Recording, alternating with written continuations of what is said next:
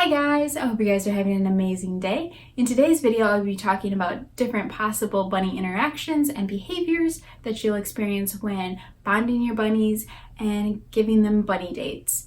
And stay tuned for the end of this video where I will be giving a week 1 bunny bonding update. So let's get into this video. So there are different types of behaviors that your bunny can have. There is quite a few positive behaviors, there's some neutral behaviors, and then there's negative behaviors that you really want to avoid. So we're going to start today's video by talking about 4 different positive behaviors. All these behaviors you really want to experience when you are bonding your bunnies, and yeah, let's get into it. So the first positive behavior that you want to see is grooming.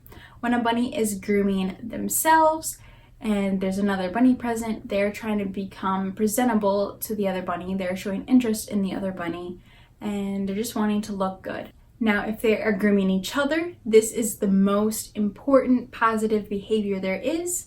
If they're grooming each other, that means they are accepting dominance and they're generally loving each other and they have figured out their dominance hierarchy. The second positive behavior is mirroring. Mirroring is when the bunnies do the same thing at the same exact time, whether that's binkying, eating, just sitting on their hind legs. If they're doing it at the same time, this is a very positive behavior. The third positive behavior that we're going to talk about is pretty obvious. It's flopping. So if your bunny flops during the bonding process, it means they're very relaxed and they're comfortable and completely free of stress.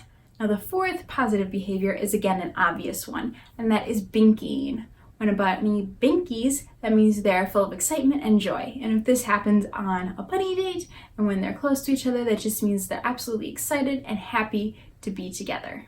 So now let's move on to some neutral behaviors. These behaviors aren't necessarily super positive and they are not super negative either, but you do want to be aware of these. So I'm going to go over 4 neutral behaviors. The first neutral behavior is ignoring. This is when bunnies just simply completely ignore each other. They are well aware of the other bunny, and if they're ignoring each other, that just means they feel non-threatened. The second neutral behavior is chasing. So this can seem more negative, but as long as none of the bunnies are stressed and it's not aggressive, this is actually neutral. As in the wild, a male will chase a female and the female will lead that male to her burrow. So this is a very natural behavior in bunnies. And also with chasing, this can be another way to exhibit dominance. The chaser is trying to exhibit dominance over the chasee, but really you just want to make sure that there's no stress or aggression and that this behavior is completely normal. The third neutral behavior is mounting. This is another way that a bunny shows its dominance. It will try to mount the other one. Now you have to be kind of careful with mounting. You don't want a bunny to mount more than a couple of seconds because the bunny that is getting mounted can easily get stressed and frustrated if it's too long. So you really just want to make sure that both bunnies are not stressed and they're calm. And you also want to avoid a bunny humping backwards where they're humping on the head, as the bunny underneath can easily jump up and nip the private part of the other bunny. So you just want to be really careful and make sure that the bunnies are not showing any aggression while mounting. The fourth neutral behavior is nipping. So nipping is when a bunny just pulls the fur out of another bunny. So again, you want to make sure that there's no stress or aggression, and this is completely normal behavior. It's just another way to show dominance. So now I'm going to list 5 negative behaviors and what you want to do if you observe any of these behaviors. Now the first behavior that we're going to talk about is thumping. So when a rabbit thumps, it's when they're loudly pounding one of their hind legs on the ground and it makes a thumping noise. And this just means that the rabbit is irritated and frustrated. Now if a bunny does this, the way you can deal with it is you can take that bunny that was thumping and just pet them and give them some treats and just calm them down. The second negative behavior is called a bunny butt. That's when a rabbit just turns its butt towards the other bunny and doesn't hop away, it just sits there. It's kind of like a pouting behavior for a bunny. So if this happens, you just want to again pet and give treats to the bunny that is pouting to calm them down. The third negative behavior that you could exhibit is lunging. So a bunny will lunge if they are irritated at the other bunny and want them to back off.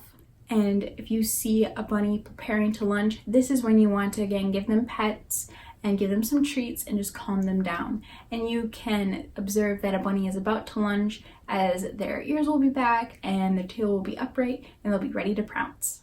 The fourth negative behavior is boxing. Boxing is usually a reaction to a lunge, and it's where a bunny sits up on its rear legs and literally punches with their paws at the other bunny.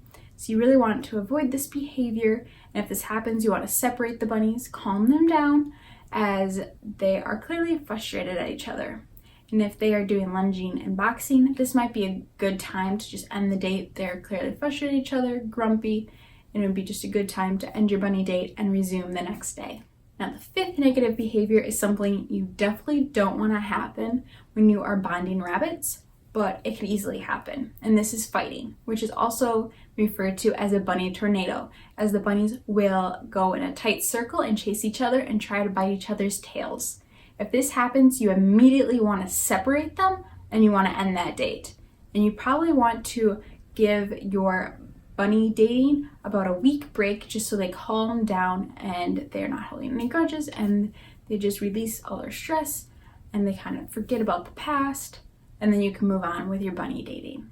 So I hope you guys have a better understanding of some bunny behaviors that you can observe when you are bonding bunnies. And if you have any questions, make sure you just comment them down below and I will answer them to the best of my ability. And yeah, let's move on to my week 1 bunny bonding update. So for their first bunny date at home, their bunny date lasted about 5 minutes. It was very short as Lollipop showed some aggression towards Cocoa Puff, and she was just trying to show her dominance, but in a more aggressive way. And I consulted with Rachel from A Home for Every Bunny, and we both came to the conclusion that Lollipop just doesn't know quite how to act with another bunny. So we're just going to have to give Lollipop a little bit more time to adjust to a new bun. So they had their second bunny date on the next day. I only allowed this bunny date to happen for about 3 minutes to make sure that there was no grumpiness on Lollipop or Cocoa Puff's side. They basically just ended up ignoring each other, and I ended the date early to make sure that we just had a good bunny date. They also seemed to be doing very well with living next to each other. I did have to do some extra bunny proofing with a sheet on top of the exercise pen, so that way neither one of the bunnies could jump over, and also had to add some cardboard around the wooden pen area as Cocoa Puff was able to fit through the cracks. On day 3, I increased their bunny date to be about 5 minutes. Overall, on day 3, the bunnies were both much more calm, and I was able to sit down with them and just observe them and give them some pets, and they just seemed a lot more chill and relaxed with each other. So on their 4th bunny date, again, they did a lot of ignoring and just checking each other out. There was no aggressive behavior, but still I wanted to keep this short, so I just kept it to about 6 minutes and just observed how they were behaving, and they both seemed much more chill than that first bunny date. So on day 5, their reactions were very calm and very sweet that I let the bunny date run for about 15 minutes. They were just acting super cuddly, and there was absolutely no aggression or any stress that I could even detect in either bunny. And at the end of the date, Cocoa Puff actually groomed Lollipop. It made me so happy I wanted to jump up and down, but of course I didn't because I would have scared the rabbits. But yeah, so day 5 was definitely the best date yet. So on day 6, the bunny date again went very well, and I increased the duration to be about 20 minutes. Both bunnies were very calm and stress-free, and they did a lot of ignoring at the beginning, and then they started grooming themselves. They didn't groom each other during this date, but they definitely did a lot of cuddling and checking each other out. So overall, this date also went very, very well. Day 7 was about the same as day 6. The bunnies were completely stress-free, and they were just cuddly, and they were grooming themselves, along with some ignoring at the beginning of the date. The only difference between day 6 and day 7 is I increased the time from 20 minutes to 30 minutes. So I hope you guys enjoyed this video, and make sure you guys stay tuned for next week when I'll be giving you guys another bunny bonding update, and I'll be giving you guys more tips on bonding bunnies. And if you haven't already, please subscribe, and I hope you guys have an amazing rest of your day. And remember, live life to the fullest!